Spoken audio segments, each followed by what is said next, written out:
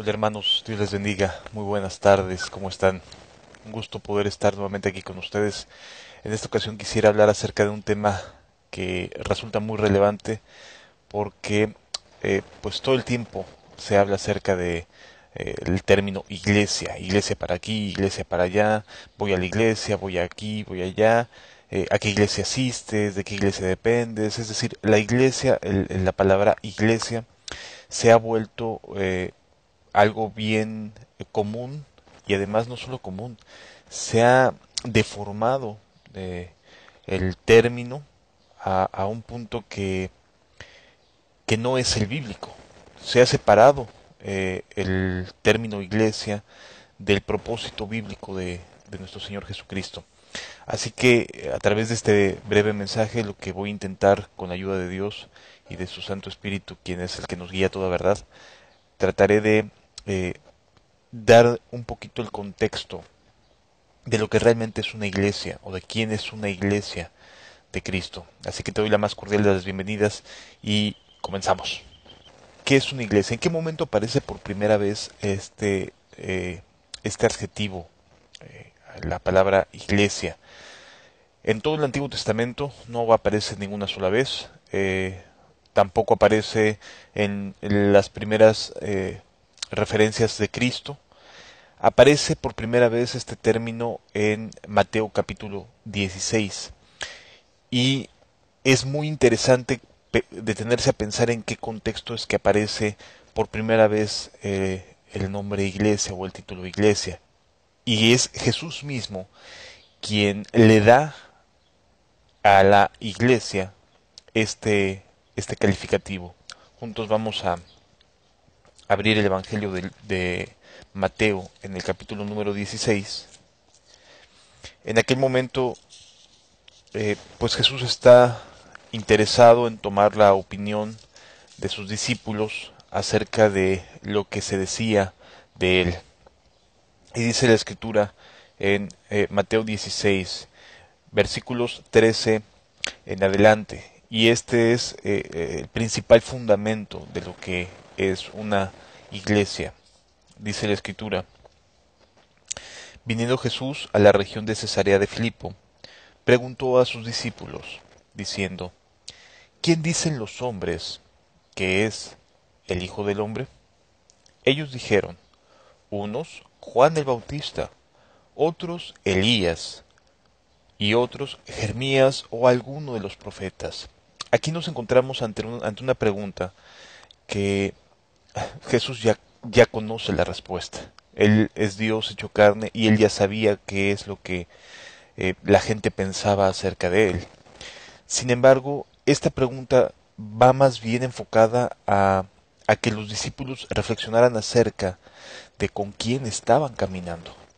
Es decir, esta pregunta no es porque Jesús tuviera la duda o la inquietud de lo que las personas decían acerca de él. Él estaba convencido y sabía a lo que había venido, sabe quién es, sabe cuál es su propósito en la tierra.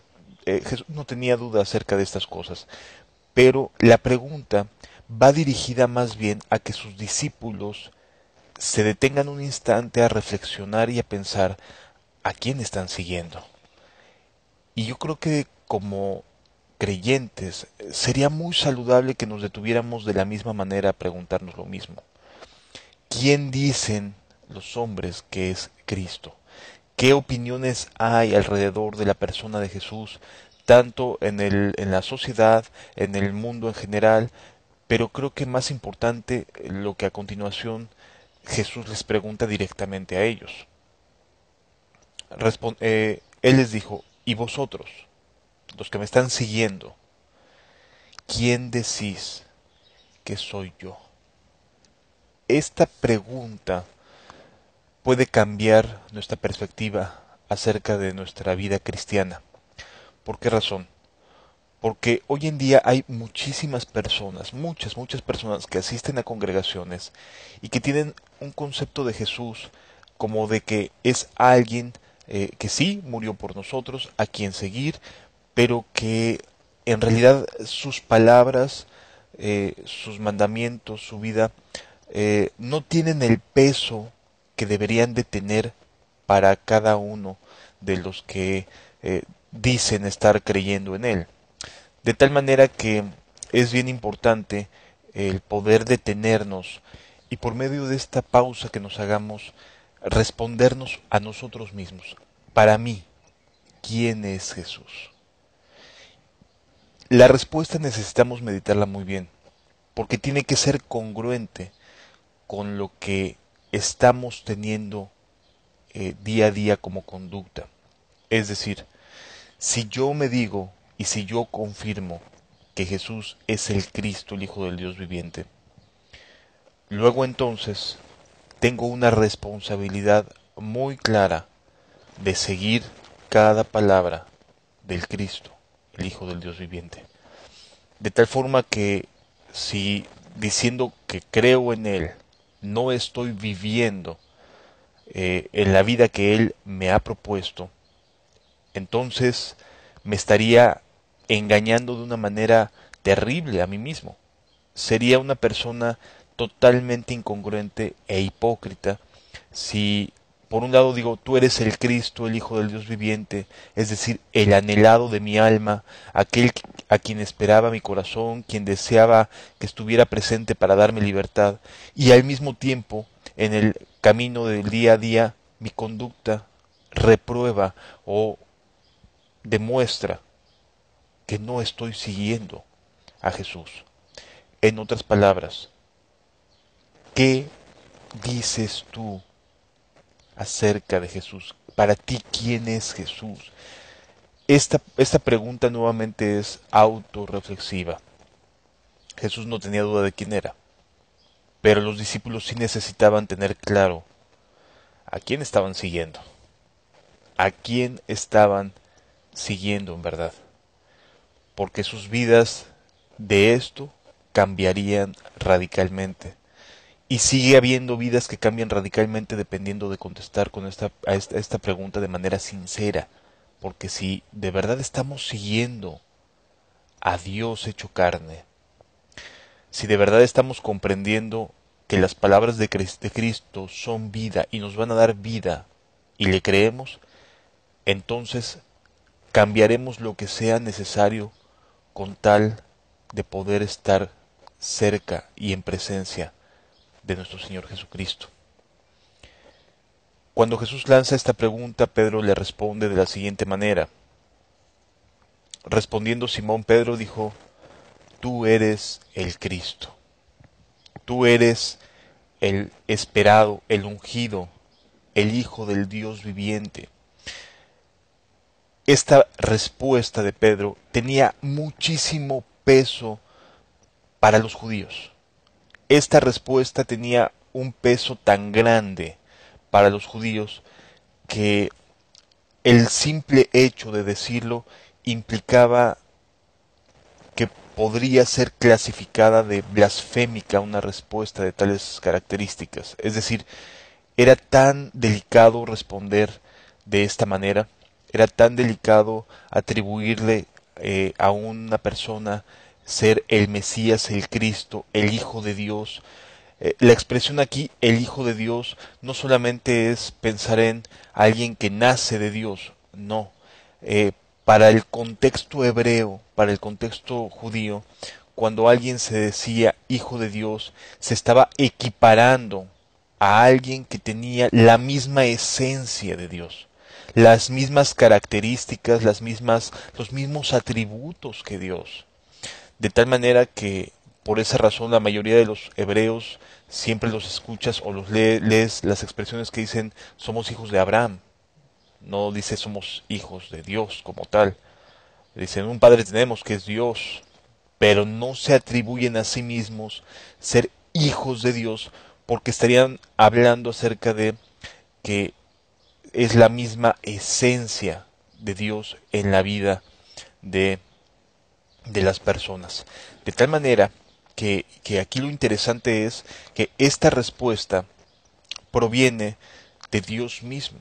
Es decir, Pedro le dice estas palabras a Jesús sabiendo que se estaba entregando a una vida que ya no había regreso, ya no había retorno, ya no había un echarse para atrás. Las palabras que Pedro aquí le está hablando son tan de tanto peso que ya no había un voltear hacia atrás. Era, tú eres el Cristo y a ti me voy a entregar. Entonces él le respondió, Jesús, bienaventurado eres Simón, hijo de Jonás, porque no te lo reveló carne ni sangre, sino mi Padre que está en los cielos. Es decir, que el poderle dar un peso a Jesús proviene del cielo, no proviene de nuestra propia capacidad. No proviene de que alguien sea muy hábil para explicarnos acerca de a quién estamos eligiendo seguir, proviene del cielo. Dios lo revela en cada corazón. Es a Él al que quiero seguir, es el Cristo, es a Jesús a quien voy a seguir hasta el último aliento de vida.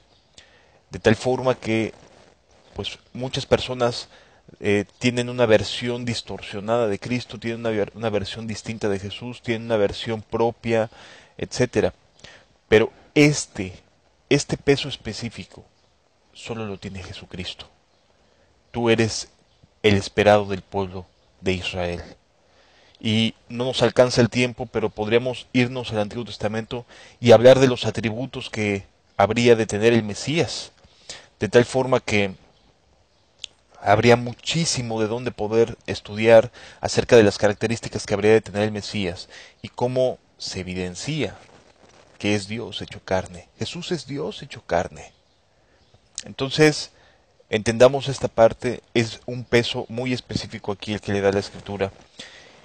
Jesús entonces le dice que no se lo reveló carne ni sangre, o sea, no vayas a creer que esto proviene de ti, Pedro, no vayas a creer que esta seguridad de quién soy proviene de que lo escuchaste, de lo que decían otras personas, no, se lo debes a Dios. El poder entender las palabras de Cristo, si tú hoy a través de esta serie de videos entiendes la palabra de Dios, no tienes por qué atribuírtelo a ti mismo ni a tu capacidad, provienen de Dios. Y por lo tanto es a Dios a quien le debes la gratitud de poder entender su palabra.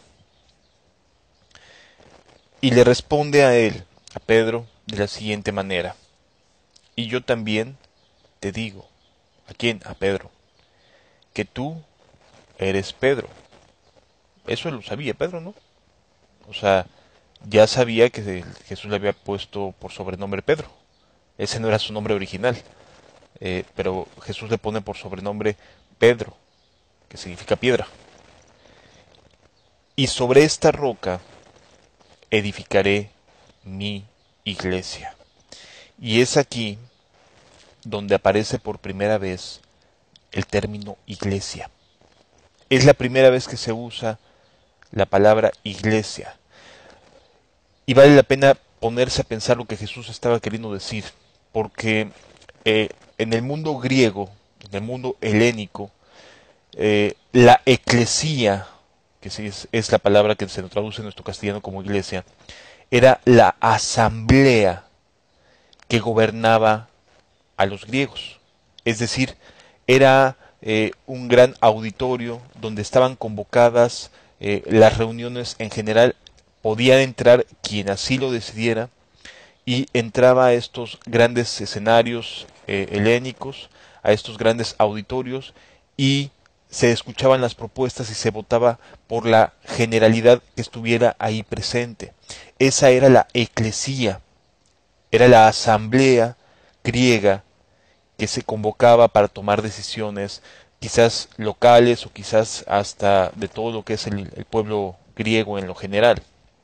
De tal manera, hermanos, que la eclesía que tiene Jesús en mente es una asamblea de personas, es un grupo de personas, no es un edificio, no es una sinagoga, no es una construcción, son personas que participan de decisiones en el reino de los cielos. En otras palabras, la palabra eclesía que tiene aquí Jesús es sobre esta verdad, sobre esta roca, sobre lo que acabas de declarar, Pedro, que yo soy el Cristo, el Hijo del Dios viviente. ¿Quién va a edificar? Cristo Jesús mismo. voy a edificar, voy a levantar la asamblea de creyentes sobre la verdad de que tú eres el Cristo. Así que la eclesía de Jesús es todo aquel que cree y vive de acuerdo a esta verdad. Tú eres el Cristo, el Hijo del Dios viviente. Y cualquiera que no cree y vive de acuerdo a esta verdad no es eclesía, no es iglesia. Pero donde quiera que haya una persona, sea en el país que sea en la congregación que fuere, que cree y vive de acuerdo a esta verdad, a esta roca, tú eres el Cristo, el Hijo del Dios viviente, esa persona forma parte de la eclesía, de la asamblea de Dios. Así que no estamos hablando de organizaciones humanas, no estamos hablando de denominaciones, no estamos hablando de títulos, no estamos hablando de nombres, de organizaciones humanas en términos generales, de instituciones. No estamos hablando de eso. Jesús no está hablando de instituciones. Está hablando de personas que tienen una verdad en su vida. ¿A quién seguir? Al Cristo, el Hijo del Dios viviente. De tal manera que donde se encuentre una persona que cree en Cristo como el Hijo del Dios viviente y vive de acuerdo a lo que Cristo, el Hijo del Dios viviente, le ha dicho, es eclesía, es parte de esta asamblea. Por lo tanto, cuando vamos a una congregación, no necesariamente estamos yendo a la eclesía. Estamos yendo a un lugar donde nos estamos reuniendo, donde estamos aprendiendo, donde estamos alabando a Dios, donde escuchamos acerca de la palabra de Dios, pero nada más. El seguir esta verdad y el vivir esta verdad, creyéndola, no es lo mismo que asistir a un lugar. La eclesía son personas, son piedras vivas. A Pedro le quedó tan claro que lo que Jesús se refería era al principio de iglesia como una eclesía, como personas, no como institución, no como él siendo la base sobre la cual se habría de edificar la iglesia. Le quedó tan claro que en su primera carta que escribe el apóstol Pedro, en el capítulo número 2, en el versículo número 5, él mismo define lo que es una eclesía, una iglesia. Versículo número 5.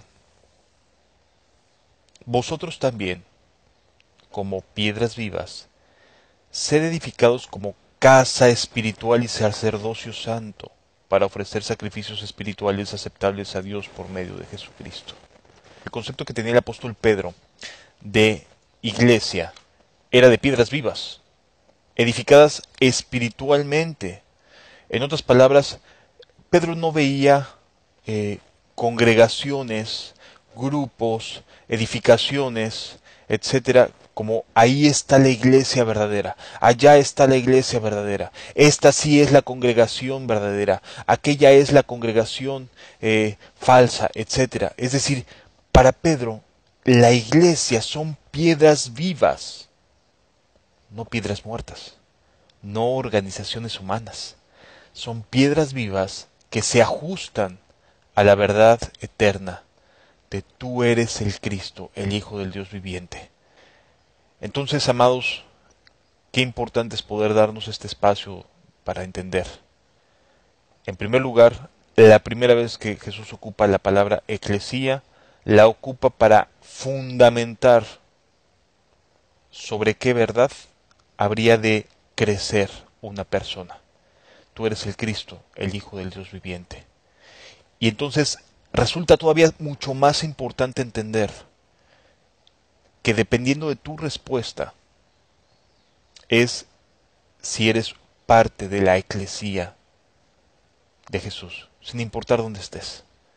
No importa los rediles en los cuales estés, si tú eres una persona que cree y vive a Cristo, el Hijo del Dios viviente, tú eres parte de una eclesía, Tú eres parte de la eclesía de Cristo. Y la eclesía de Cristo, sus ovejas, nadie las puede arrebatar de su mano. No se pueden dividir. No se puede dividir la iglesia de Cristo. Se dividen los grupos. Eso es verdad. Cada uno toma distintos caminos. Pero la eclesía es indivisible. No la puede dividir absolutamente nadie. De tal manera, amados, que no se espanten con aquellos que se desgarran las vestiduras diciendo, estás dividiendo a la iglesia de Cristo. No, no estoy dividiendo a la iglesia de Cristo. Me estoy apartando de personas que tienen apariencia de piedad, pero niegan la eficacia de ella, solamente. De ellos me estoy apartando. Sigo siendo eclesía porque creo y vivo en que Él es el Cristo, el Hijo del Dios viviente. Amado, que Dios te bendiga. Estamos para servirte.